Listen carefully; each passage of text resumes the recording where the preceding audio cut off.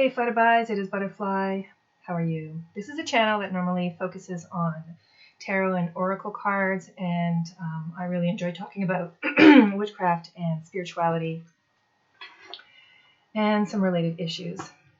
However, as I normally on Tuesdays do give you a bit of what's on my shelf, I have limited time this morning. I'm heading out to work, and I think that this matters more, so the content is going to be different. And so if it seems like I'm rushed, it's because I'm taking my time, this time, to do something that I think that really matters. I'm really enjoying that people are speaking out on this, and it's that Black Lives Matter, that lives matter, that there are injustices, and that there is systemic problems of many kinds. And right now we're addressing racism, and I tend to also, not to dilute the issue, but I think that there's a lot of issues. So what I want to address right now is I'm still thinking quite a bit about Rayshard Brooks. And what I find is tragic is that this sort of thing really is common, and we're seeing it more. I'm grateful that these things are being captured on camera, not because it is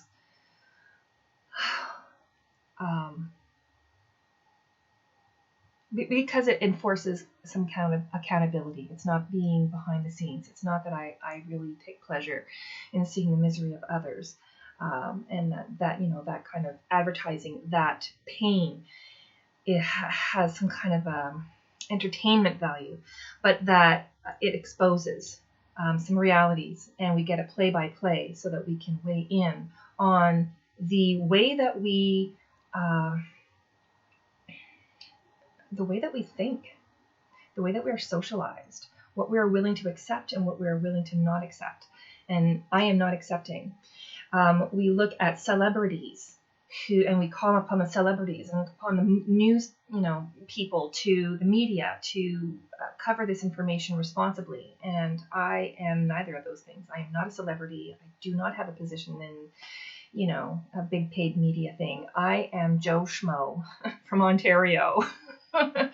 And I have a voice, so I'm using it. So in the interest of time, I'm talking about Rayshard Brooks, and in particular, recently there was a video of his family who was given the opportunity to express themselves, and I think they did so very well. I'm glad they had the opportunity, and given the opportunity, they chose to speak, and they did speak from the heart. What I'm addressing is the comments below that video and comments below videos. That is grassroots. That is we the people. And we need to check ourselves. We really need to check ourselves, because that is part of a problem. That is part of this. We are part of a systemic problem. If we're making comments like, oh, he had it coming, he gets what he deserves, that is a problem. It's a problem if you're saying it, and it's a problem if you don't address it. So wherever on the fence that you're sitting, or on the other side of the fence that you're sitting,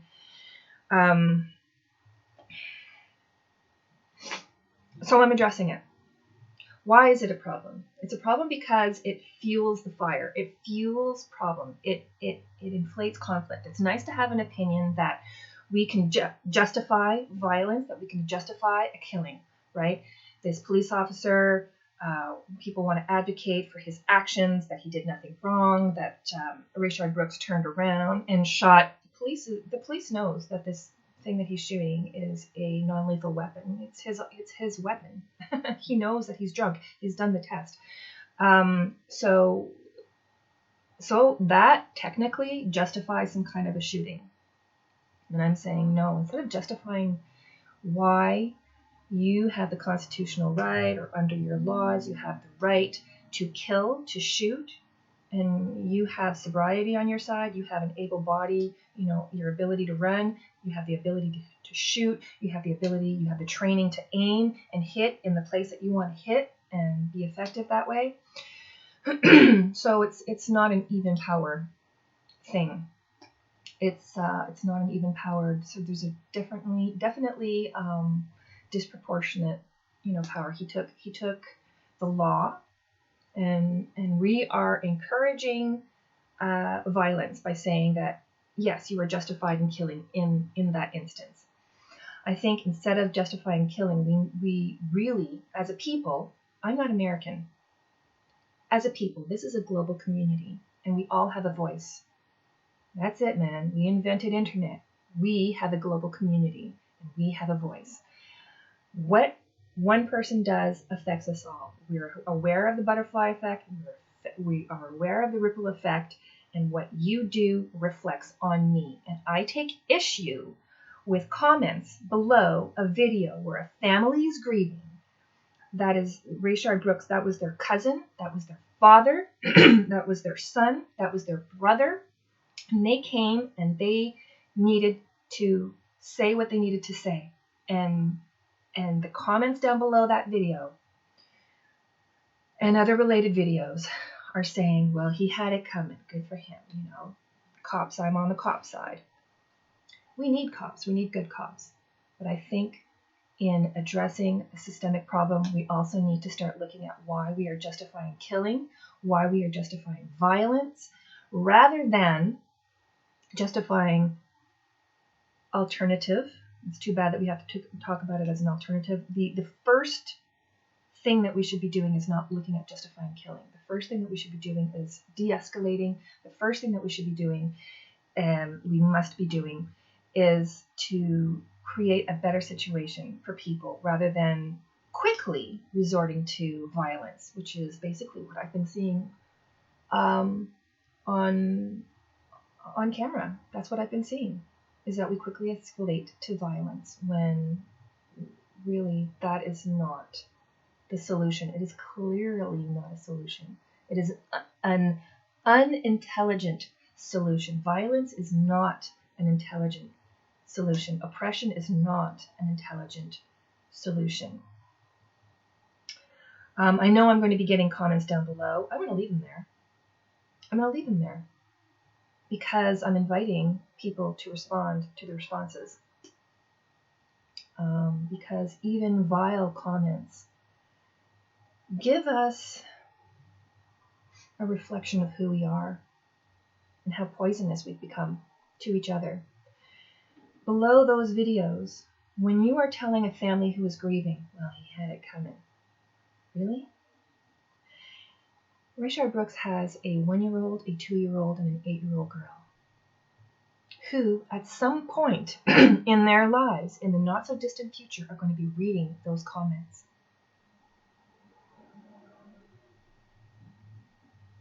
That's not okay.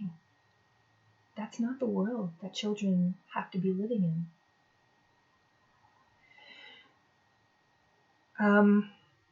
Where is your humanity? Where is our humanity to say, well, it's a good thing he's dead? How is that different from sitting down with your knitting needles and watching in the middle of Community Square a couple 100 years ago a bunch of people being hanged?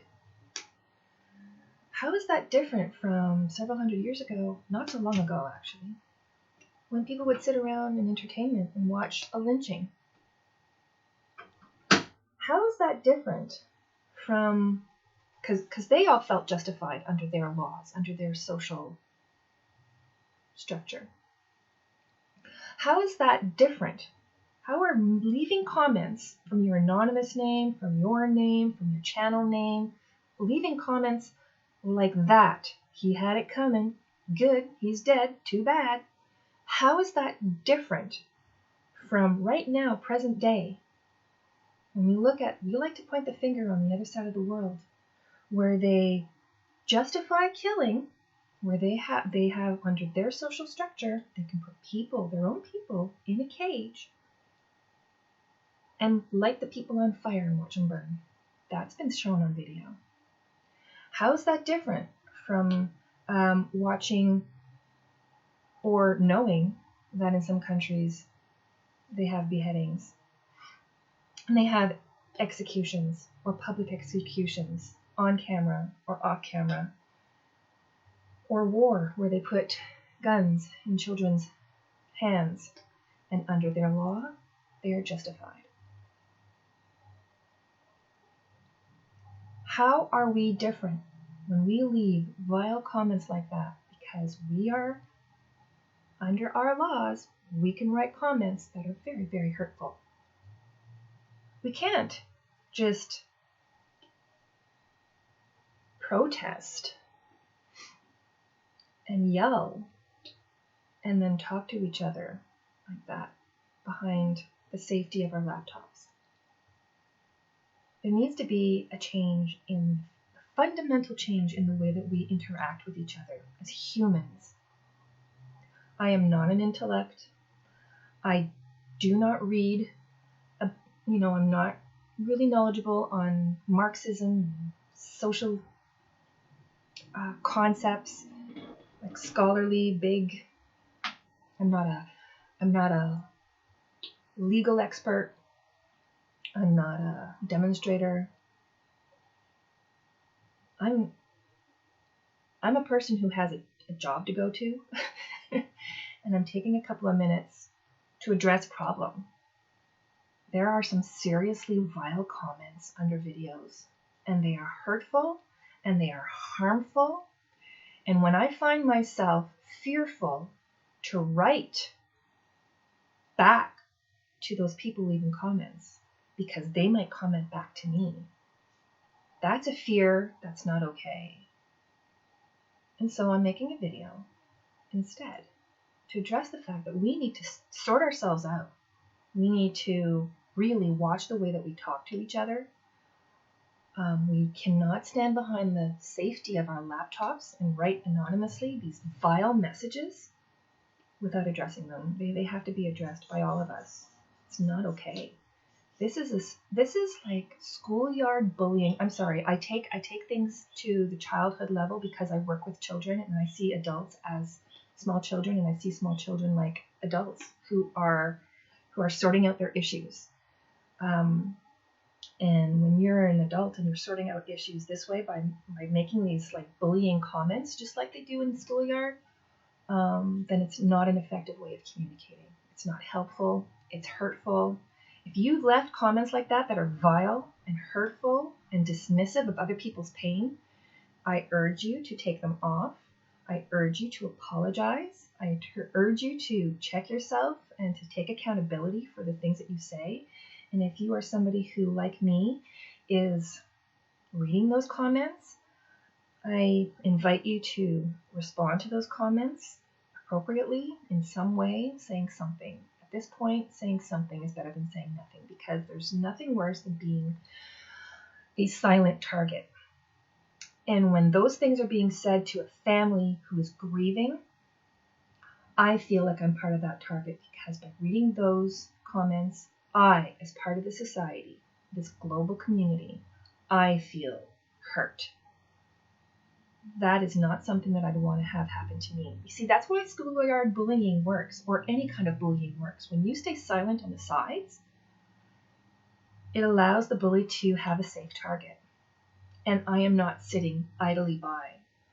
I am saying something, because saying something is better than saying nothing, even if it may be missing the mark, even if I may be not choosing my words quite right. Yeah, I am saying something. And, I grew up knowing that throwing stones, what is that very Christian thing that is being said for the last 2,000 years? He who throws stones had, better be he without sin can throw the first stone. Yeah, don't be throwing stones. And your words are hurtful, so don't do that. So if you're a person of Christian faith, it's not the law that's going to be justifying your actions. We, the global community, need to watch what we say to each other, because I'm sure that you can relate to what it's like to having something hurtful said to you, to being dismissed, to being put in a position where your power is being attacked, where your humanity is being attacked, where you feel violated, where you feel victimized. You can relate to that. So with that understanding, if you cannot have empathy for the people who are grieving, for the people who are in pain, for the people who are being disempowered, at least try and remember what it was like for you and stop perpetuating the violence. Even verbal violence is not okay. It's not. So let's check ourselves and think about our children and what kind of a world we're creating for them. Because they're watching. They are watching. And we want something better for them, don't we? Okay. That's my 2 cents. I hope this finds you well. If you want to work with me, you can find me at the contacts down below. Take care. Onward and upward. Have a great day.